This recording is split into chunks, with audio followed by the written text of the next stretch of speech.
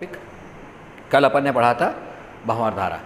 हमने भी देखा था कि भंवर धारा के नुकसान क्या क्या हैं।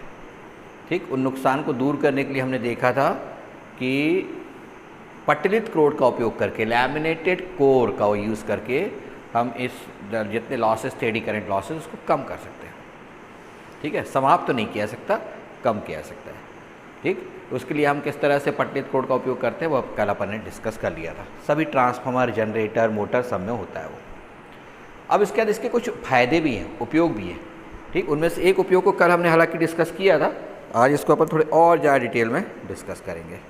ठीक है, और वो है नंबर 1, विद्युत ब्रेकिंग या विद्युतीय गाड़ियाँ जितनी भी हैं, ट्रेन वगैरह, ठीक, उन सब में ब्रेकिंग के लिए, ठीक है, हम विशेष प्रकार के ब्रेक का उपयोग करते हैं, विद्युत ब्रेक का। ठीक है, तो ये भंवर धारा के उपयोग हैं, कि उपयोग उसमें अपन नंबर 1 दे रहे हैं, विद्युतीय ब्रेक। इसमें होता है क्या है, हम जानते हैं कि जितने भी चक्के होते हैं, ठीक है, किसी भी अपन बात कर रहे हैं किसी भी ट्रेन के, थोड़ा सा स्याही इसमें ज़्यादा आ गई है, 2 मिनट रुक जाएंगे। ये सब स्याही, जो चक्के होते हैं वो धातु के बने होते हैं, ये धातु के चक्के हैं। ठीक है, और इन चक्कों में निश्चित रूप से भंवर धारा उत्पन्न की जा सकती है। उसके लिए हम क्या करते हैं, इसके अक्ष पर एक विशेष प्रकार का ड्रम होता है, ठीक है, खोखला ड्रम, जिसके भीतर लोहे का क्रोड, नर्म लोहे का पट्टिलित क्रोड डला रहता है ताकि प्रबल चुंबकीय क्षेत्र बने। और इस ड्रम पर तांबे के तार की कुंडली को लपेट दी जाती है, जो नीले रंग से दिखाई गई है। इसके सिरों पर एक बैटरी, एक रियोस्टेट और एक कुंजी लगी होती है। कुंजी दाब कुंजी होती है, जब प्रेस उसको दबाओगे तो परिपथ को जोड़ देगी। जैसे ही परिपथ जुड़ेगा, इसमें धारा बहना शुरू हो जाएगी और चुंबकीय क्षेत्र उत्पन्न हो जाएगा। इस चुंबकीय क्षेत्र के उत्पन्न होने के कारण, चूँकि अब इस चुंबकीय क्षेत्र में, स्थिर चुंबकीय क्षेत्र में ये लोहे के जो चक्के हैं वो गति कर रहे हैं, तो हम जानते हैं कि भंवर धारा उत्पन्न होगी। और भंवर धारा किसमें उत्पन्न होगी, धातुओं के चक्कों पे। ये भंवर धारा की दिशा कैसी होगी, लेंज के नियम से उसी कारण का विरोध करेगी जिसके कारण उत्पन्न हो रही है। ठीक, यहाँ किस कारण से उत्पन्न हो रही है, घूमने के कारण, चक्कों के घूमने के कारण। तो चक्कों के घूमने का विरोध करेगी। ठीक है, चक्कों के घूमने का विरोध करेगी मतलब विपरीत दिशा में एक बल आघूर्ण लगाना शुरू करेगी, जिसके कारण धीरे धीरे चक्के स्थिर होने लगेंगे और उनका वेग कम होने लगेगा और वो अंत में स्थिर हो जाएंगे। अब ये इस प्रकार की संरचना प्रत्येक पे जितने भी जोड़े हैं चक्कों के, उन सब में लगाई जाती है, इंजन से लेके गार्ड के डब्बे तक। ठीक है, ताकि एक समान रूप से मंदन हो सके। ऐसा नहीं कि कहीं बीच में ज़्यादा और कहीं कम, ऐसा नहीं कर सकते। और इसीलिए जब भी इसको चलाया जाता है इन ट्रेनों को, तो निकालने के पहले, यानी स्टेशन से, यार्ड से स्टेशन तक आने के पहले उनका परीक्षण किया जाता है कि उनकी सभी चक्कों में धाराएँ सही तरीके से बह रही हैं कि नहीं बह रही हैं। ठीक है, कारण है उसके पीछे, एक मिनट यार, थोड़ा सा टूटा हुआ ना हो। क्यों, क्योंकि परिपथ टूट जाएगा तो उस पर्टिकुलर चक्के में इस प्रकार की कोई प्रेरित धारा उत्पन्न नहीं हुई, बल आघूर्ण नहीं लगेगा, और उसके कारण वो चक्का पर्टिकुलरली उसकी स्पीड कम ही नहीं होगी। अब समझो, एक चक्के की स्पीड कम नहीं हो रही और उसके आगे और पीछे वालों की स्पीड कम हो रही है, क्या होगा, असंतुलन हो जाएगा ना। एक रुकने की कोशिश कर रहा है और दूसरा नहीं रुकने की कोशिश कर रहा है, तो उनके बीच तनाव आ जाएगा। इसको चित्र से समझें अपन।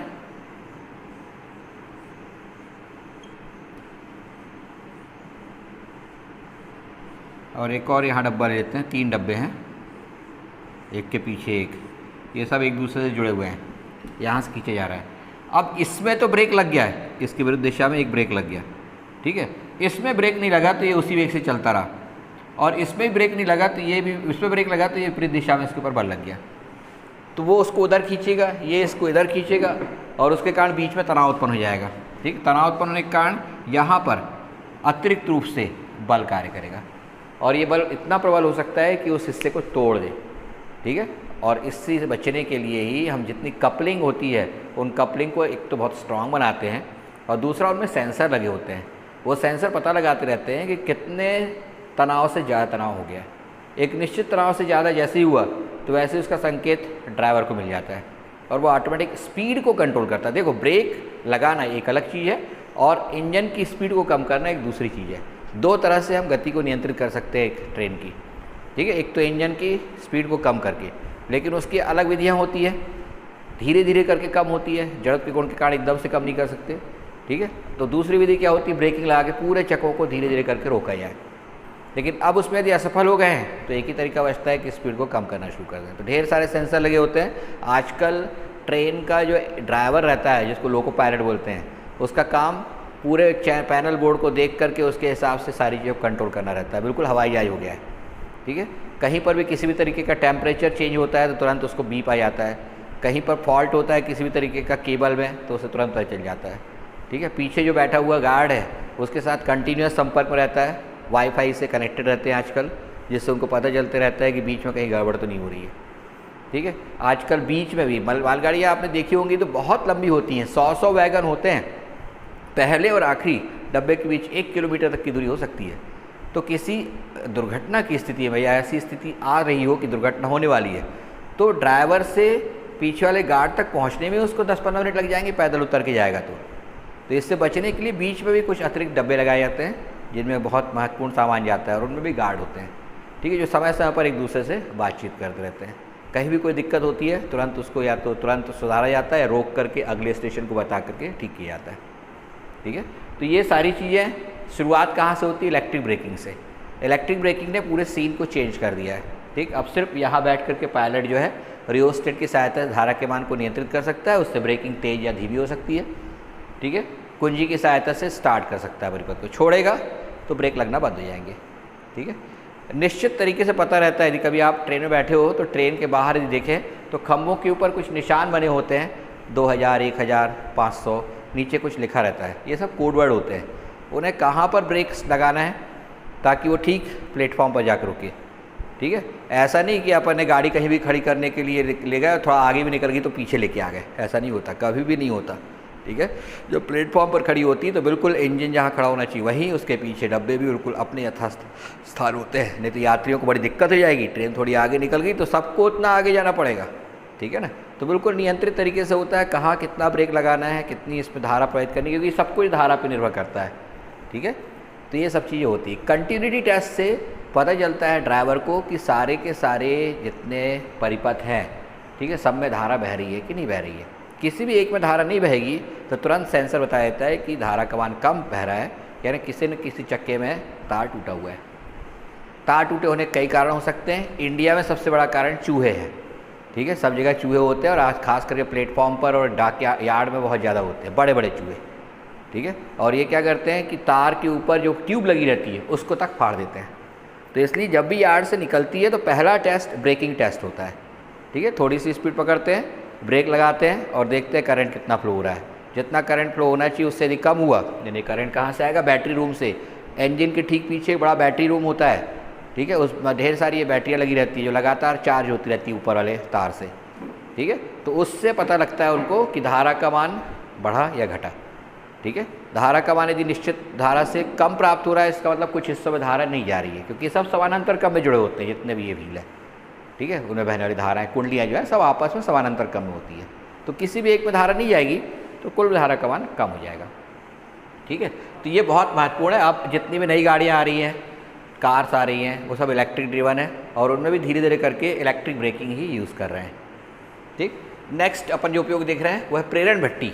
आज जितनी भी धातुओं का निष्कर्षण हो रहा है वात्या भट्टी में नहीं हो रहा है, ठीक है। ब्लास्ट फर्नेस पुराने ज़माने की बात हो चुकी, ठीक। अब यूज़ हो रही है इंडक्शन फर्नेस या प्रेरण कुंडलियाँ, और ये जिस सिद्धांत पर कार्य करती हैं वो है भंवर धारा, ठीक है। ये इंडक्शन फर्नेस या प्रेरण भट्टी जो होती है, एक साधारण प्रेरण भट्टी का एक सैद्धांतिक चित्र दिया गया है, ठीक। एक बड़ा सा कमरा होता है, ठीक है, इससे बड़ा हो सकता है जितना बड़ा हॉल है ये, और उसके चारों ओर तांबे के तार की पृथक कुंडलियाँ ट्यूब्स में डाली जाती हैं, क्योंकि गर्म बहुत होता है।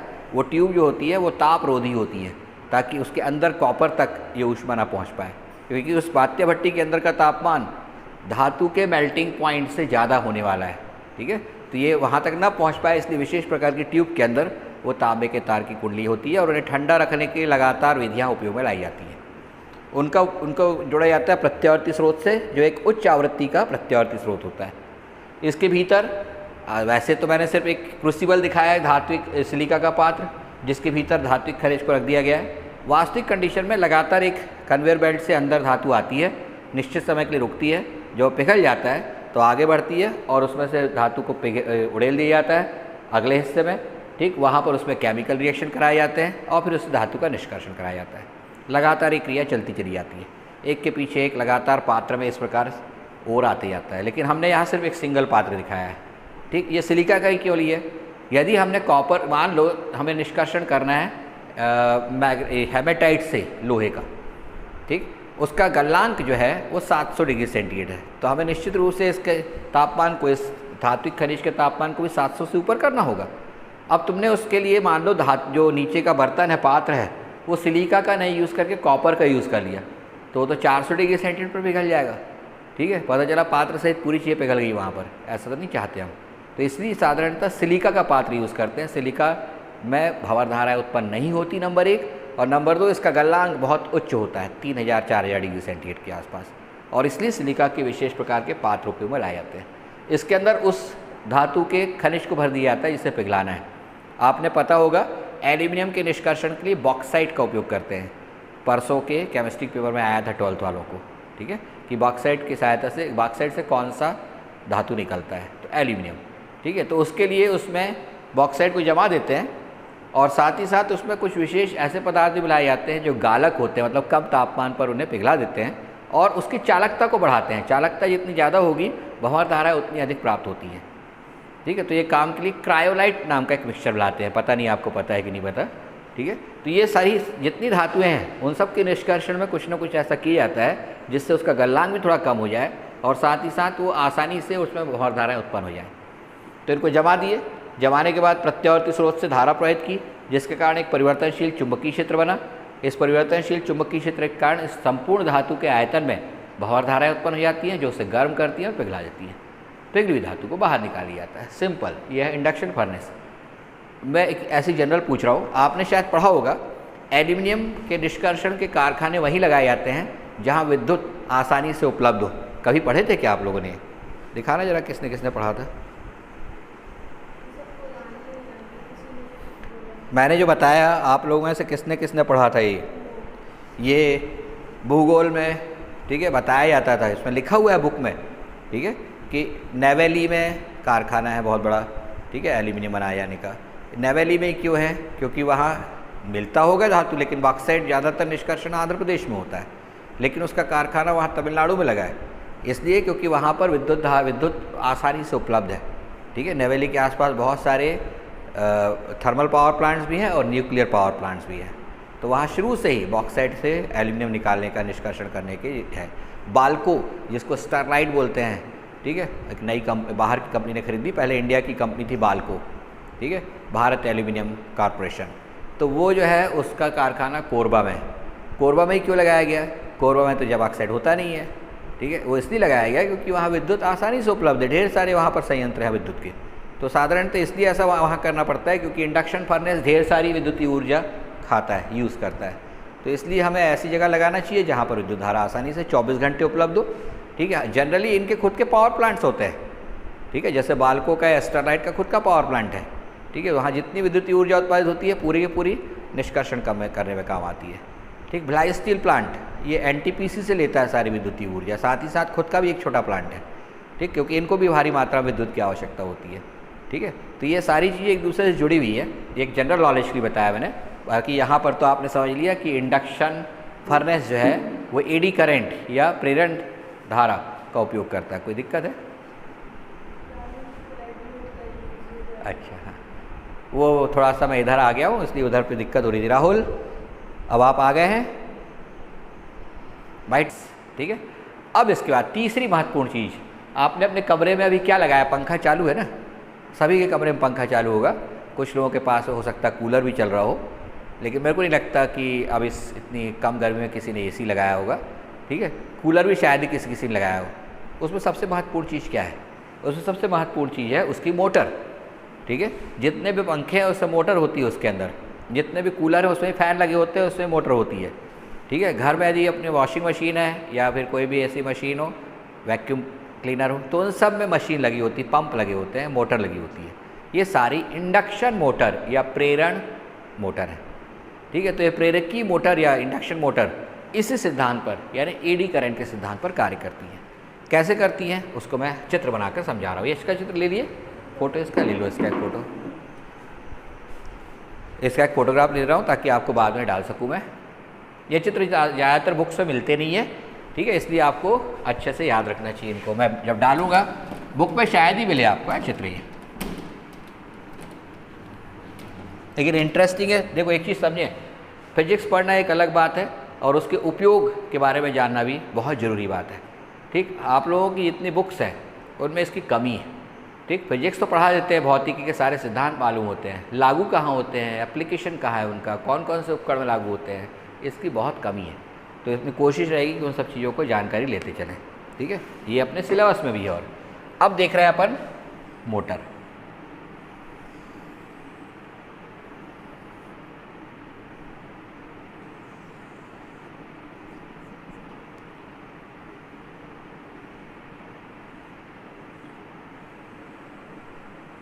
उसमें देखना स्टेटर रोटर करके डाला होगा, इंडक्शन मोटर का स्टेटर एंड रोटर। तो ये शायद चित्र जो है मैं उनको दिखा दूँ, उसमें मिल जाए तो उससे क्या होगा कि उनको समझ में आएगा कि रॉड्स कैसी होती है।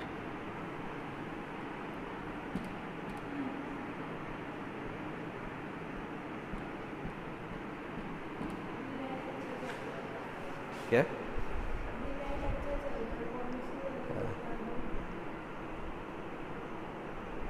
ये वाला चित्र या ये वाला कोई भी दिखा दो, ये वाला दिखा दो, ये वाला, ये एसी मोटर है ना, इंडक्शन मोटर का रोटर ये है ना, ये दिखा दो सबसे अच्छे। ठीक है, ये होगा। तो अभी आपको इसका एक्चुअल चित्र भी दिखा देंगे, लेकिन पहले समझ लें। ये बीच में अंदर की तरफ ये जो है रोटर है, उल्टा भी होता है कुछ इसमें, अंदर स्टेटर होता है, बाहर रोटर। रोटर मतलब घूर्णक, पता नहीं हिंदी कितनी खतरनाक है, रोटर को घूर्णक। ठीक है, और बाहर जो है ये स्टेटर होता है, एक स्थिर कुंडली उसके अंदर होती है, स्टेटर स्थिर होता है हमेशा। ठीक है, इस स्टेटर जो कि एक्चुअली ये एक ऐसा बेलन है, उसको मैंने काट दिया ऐसे सामने से, तो सामने से जो दिख रहा है वो है। ठीक है, अभी चित्र में मैं दिखा दूंगा आपको। तो ये सामने आपको रॉड दिखेंगी, ये इस तरीके की रॉड है सब। ठीक है, ये एल्यूमिनियम की रॉड होती है जो अल्टरनेटिवली एक दूसरे से कनेक्टेड होती है। मैं बताऊं, इस तरीके से रॉड होती है पूरे इसकी सतह पर, ये इस तरीके से जुड़ी रहती है पूरे गोले में। ठीक है, ताकि जब धारा प्रवाहित करें तो लगातार धारा प्रवाहित हो जाए इसमें। ठीक है, तो ये विशेष, इनमें से सब में से धारा बाहर आ रही है, तो इसलिए डॉट दिखाया गया है। ठीक, बीचों बीच एक लोहे का या स्टील का रॉड होता है, चमकीला।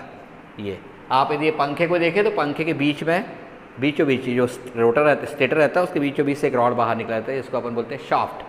ठीक है, तो ये शाफ्ट वाला रोटर है, ये जो धातु का बना होता है। ठीक है, और ये घूमने के लिए स्वतंत्र होता है, एक अक्ष पर जुड़ा होता है और अक्ष के परे तक गोल घूम सकता है। ठीक, अब करते क्या है, इनमें धारा प्रवाहित की जाती है। इस कुंडली में धारा कौन सी प्रवाहित की जाती है? अल्टरनेटिंग करंट, घर में जो आ रही है एसी, उसको डाला जाता है। ठीक है, जिसका एक निश्चित कोणीय वेग उत्पन्न हो जाता है, मतलब इसके कारण इसमें एक चुंबकीय क्षेत्र उत्पन्न हो जाता है। ये चुंबकीय क्षेत्र की एक निश्चित दिशा होती है, घूमता हुआ चुंबकीय क्षेत्र होता है, बी थीटा, समय के साथ लगातार घूमते जाता है। थीटा को ओमेगा टी भी लिख सकते हैं। ठीक है, तो समय के साथ लगातार घूमता हुआ होता है। चित्र दिखाई दे रहा है? हाँ, ये बहुत अच्छा चित्र है। तो अभी मैं दिखा दे रहा हूँ, दिखने में कैसा होता है ये, आप लोग इसको देख सकते हैं।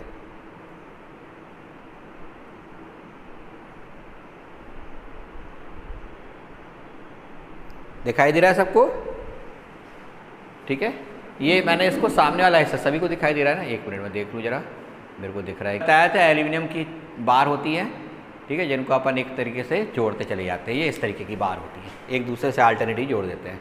मैं सिर्फ सामने का हिस्सा दिखा रहा हूँ। ठीक, इस तरीके का बेलन है, उस बेलन का सामने वाला हिस्सा कट करो तो ऐसा दिखाई देता है। ठीक है, अब इसमें जब धारा प्रवाहित की जाती है तो धारा प्रवाहित होने पर इस तरीके का एक घूमता हुआ चुंबकीय क्षेत्र उत्पन्न हो जाता है, जो एक निश्चित कोणीय वेग ओमेगा से घूमता है। ठीक, इस घूमते हुए चुंबकीय क्षेत्र में, ये घूमता हुआ चुंबकीय क्षेत्र है। ठीक, इस चुंबकीय क्षेत्र में जो एक निश्चित कोणीय वेग ओमेगा 0 से घूम रहा है। ठीक, इस चुंबकीय क्षेत्र में क्या रखा हुआ है? लोहे का रोटर। हमने पढ़ा है कि जब भी किसी धात्विक वस्तु को किसी चुंबकीय क्षेत्र में, जो कि परिवर्तनशील है, यहाँ घूमता हुआ है, रखा जाएगा तो उसमें भंवर धाराएँ उत्पन्न हो जाती हैं, और भंवर धाराएँ लेंज के नियम से उसी कारण का विरोध करती है जिसके कारण उत्पन्न हो रही है। यहाँ घूमते हुए चुंबकीय क्षेत्र के कारण उत्पन्न हो रही है। तो घूमते हुए चुंबकीय क्षेत्र के कारण उत्पन्न हो रही है। तो यहाँ मैं एक छोटा सा बात आपसे कहना चाहूँगा। दो लोग हैं, ए और बी, दो दोस्त, ठीक है, राहुल और उसका दोस्त है, दोनों दौड़ लगा रहे हैं। ठीक, राहुल ने देखा कि उसका दोस्त उससे आगे निकल गया है। ठीक, कैसे पता चला उसको? क्योंकि उसका वेग इसके वेग से ज़्यादा था, तो इसलिए उसको वो आगे की ओर जाते हुए दिखाई दिया। तो पकड़ने के लिए वो क्या करेगा? उसकी कोशिश रहेगी और तेज़ दौड़ लगाए और उसके पास तक पहुंच जाए। ठीक है, और दूसरे लोग सोचेंगे कि थोड़ा सा पास जाके तंगड़ी मार दे, उस गिर जाए तो अपन आगे निकल जाए। ठीक है, ये दो तरीके हो सकते हैं। यहाँ क्या होता है? यहाँ भी हम जानते हैं कि लेंज के नियम का पालन करने के लिए ये रोटर में एक बलाघूर्ण उत्पन्न होगा, जिससे रोटर घूमना शुरू कर देगा और उसकी दिशा वही होगी जो बाह्य चुंबकीय क्षेत्र के घूमने की दिशा है, ताकि उनके बीच का सापेक्षिक वेग घटने लगे। कोशिश तो इसकी ये होगी रोटर की कि वो घूमते घूमते बढ़ते बढ़ते उसका वेग किसके बराबर हो जाए? ओमेगा जीरो के। ठीक है, लेकिन जैसे ही ओमेगा जीरो के बराबर होगा वैसे ही दोनों के बीच सापेक्षिक वेग जीरो हो जाने के कारण फ्लक्स कटना बंद हो जाएगा, एडी करंट बहना बंद हो जाएगी और वो पूरा का पूरा फिर से रुक जाएगा। जैसे ही रुकने की कोशिश करेगा कम होगा, ठीक है, तो फिर से भंवरधारा उत्पन्न हो जाएगी।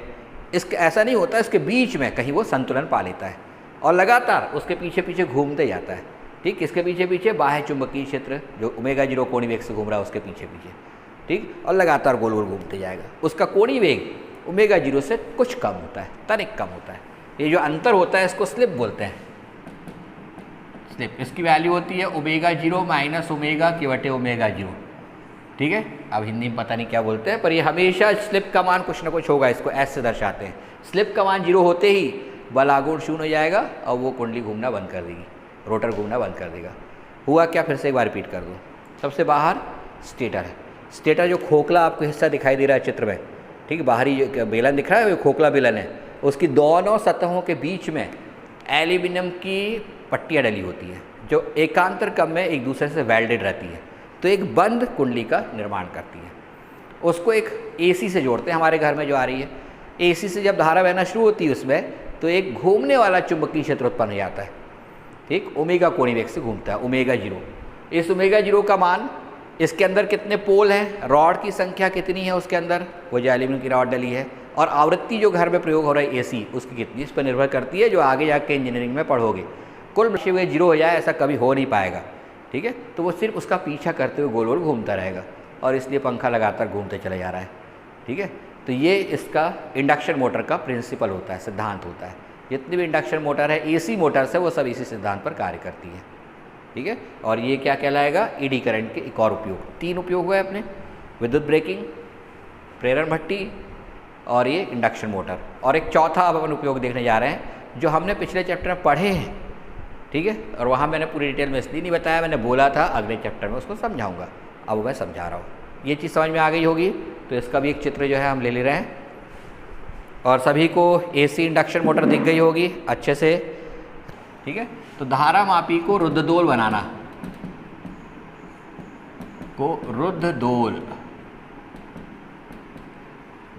रुद्धदोल का मतलब होता है डेड बीट,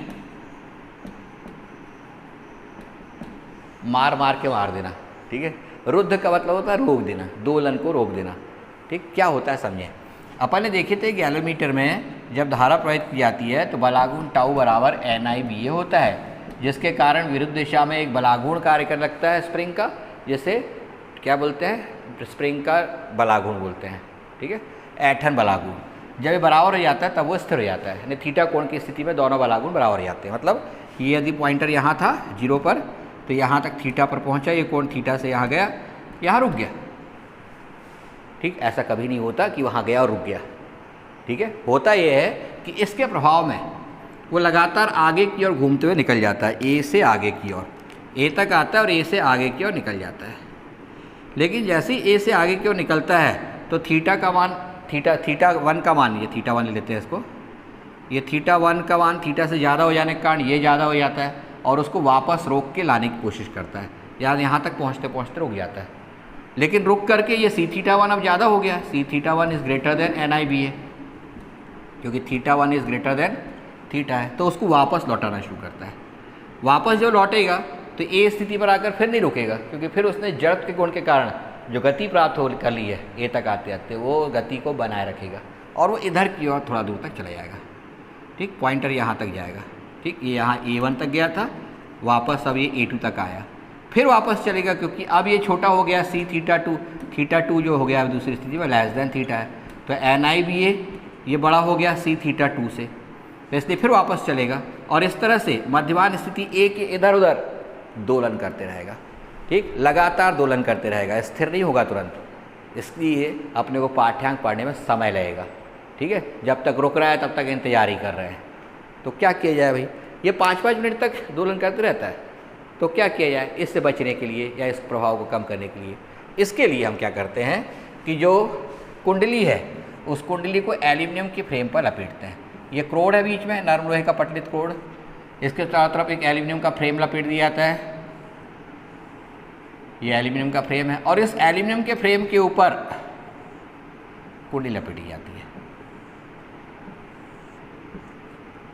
इससे क्या होता है कि जब इस कुंडली में धारा प्रवाहित होती है तो इस एल्यूमिनियम की फ्रेम में भंवर धारा उत्पन्न हो जाती है। क्यों? क्योंकि अब एल्यूमिनियम का फ्रेम कंपन कर रहा है, क्योंकि वो भी तो घूमेगा किसके साथ, कुंडली के साथ। तो मध्यमान स्थिति 1 पर जैसे ही पहुंचा, इसके इधर उधर दोलन करना जैसे ही शुरू किया तो उन दोलनों के कारण इस फ्रेम में भंवर धारा उत्पन्न हो जाएगी, क्योंकि वो गतिशील हो गया, अभी स्थिर नहीं है। ठीक है, और ये भंवर धारा है उसी कारण का विरोध करेंगी जिसके कारण उत्पन्न हो रही है। यहाँ किस कारण से उत्पन्न हो रही है? उस कुंडली के दोलनों के कारण। तो उस दोलनों के विरुद्ध दिशा में बल लागू लगेगा, यानी हर बार जो बाहर जाने की कोशिश करेगा तुरंत अंदर एक बल लागू लगेगा। ठीक है, और पकड़ पकड़ के अब जल्दी से वो मध्यमान स्थिति में आ जाएगा, यानी एडी करंट के कारण लगने वाला बलागुण उसे शीघ्रता से अपनी मध्यमान स्थिति में रोक देगा। ठीक है, इस तरह उसे हम रुद्ध दोल बना देते हैं, डेड बीट। फिर से रिपीट करूँ, जब भी हम किसी धारामापी की बात करते हैं तो धारामापी में टाउ बराबर NIBA बराबर C θ होता है। इससे क्या पता चलता है अपने को कि जब ये दोनों बल आघूर्ण बराबर हो जाए तो वह संतुलन में आ जाएगी कुंडली और थीटा कोण पर जाकर स्थिर हो जाएगी। लेकिन एक्चुअली प्रोसेस क्या होती है कि जैसे ही NIBA का कारण घूमना शुरू करता है, A स्थिति तक पहुंचता है, C θ उसके बराबर हो जाता है, हो गया, कोई दिक्कत नहीं, पर रुका नहीं है, वो गति में है। और गति में होने के कारण, गतिक जड़त्व के कारण वो A से आगे की ओर निकल जाता है A1 तक। लेकिन आगे जैसे ही निकलेगा तो अब कोण θ1 का बाद थीटा से बड़ा हो जाएगा, तो ये वापस लाने वाला बलागुण C θ1 ये NIBA से ज़्यादा हो जाएगा। तो इसलिए उसकी स्पीड कम होते होते A1 पर रुक जाएगा वो, और A1 पर रुकते ही साथ फिर वापस C θ1 के कारण वापस आना शुरू कर देगा। लेकिन जैसे ही A पर पहुँचेगा तब तक फिर उसने वेग प्राप्त कर लिया है, तो इसलिए रुकेगा नहीं, दूसरी ओर चला जाएगा। लेकिन जैसे ही दूसरी ओर जाएगा तो θ2 थीटा से कम होने के कारण NIBA बड़ा हो जाएगा C θ2 से, जो उसे बाहर क्यों ढकेलने की कोशिश करेगा, यानी फिर अंदर आने का विरोध करेगा। इसलिए थोड़ी दूर तक जाकर रुक जाएगा A2 पर, और A2 पर जाकर रुकेगा और फिर वापस A की ओर आएगा। हर बार उसके आयाम कम कम होते जाएंगे, क्योंकि एडी करंट के कारण, भंवर धाराओं के कारण उत्पन्न होने वाला बलागुण, ठीक है, जो उत्पन्न हो रहा है वो हमेशा उसका विरोध करेगा, किसका? कंपन करने का। तो हर बार जैसे ही वो A1 की ओर जाए या वापस लौट के A2 की ओर जाए, A1 की ओर जाए तो एडी करंट के कारण बलागुण वापस उसको लौटाने की कोशिश करेगा, तो A1 तक भी नहीं जाने देगा, उसके पहले ही वापस लौटा देगा। ठीक, इसी तरीके से जब A2 की ओर जाने लगेगा तो A2 के काफ़ी पहले से ही वापस लौटा देगा, क्योंकि एडी करंट के कारण एक अतिरिक्त बलागुण कार्य करने लगा है, जो उसी कारण का विरोध कर रहा है जिसके कारण उत्पन्न हुआ है, और इस कारण से ये कुंडली शीघ्रता से स्थिर हो जाएगी। इसको बोलते हैं किसी कुंडली को रुद्ध दोल बनाना। Galvanometer, ammeter, voltmeter, इन सब में इसी तरीके की विधि का उपयोग किया जाता है। ठीक, तो ये हो गया इसका चौथा उपयोग एडी करंट का। आ गया होगा समझ में अच्छे से। ठीक, ये भंवर धाराओं के उपयोग है। अब ये भंवर धारा वाला पार्ट हो गया खत्म, और अब हम शुरू करेंगे स्वप्रेरकत्व और अन्योन्य प्रेरकत्व। ये दो नई चीज़ें चालू कर रहे हैं। ठीक है, तो स्वप्रेरकत्व का गुण क्या होता है, अन्योन्य प्रेरकत्व का गुण क्या होता है, इसको समझेंगे। किसी का कोई प्रश्न है?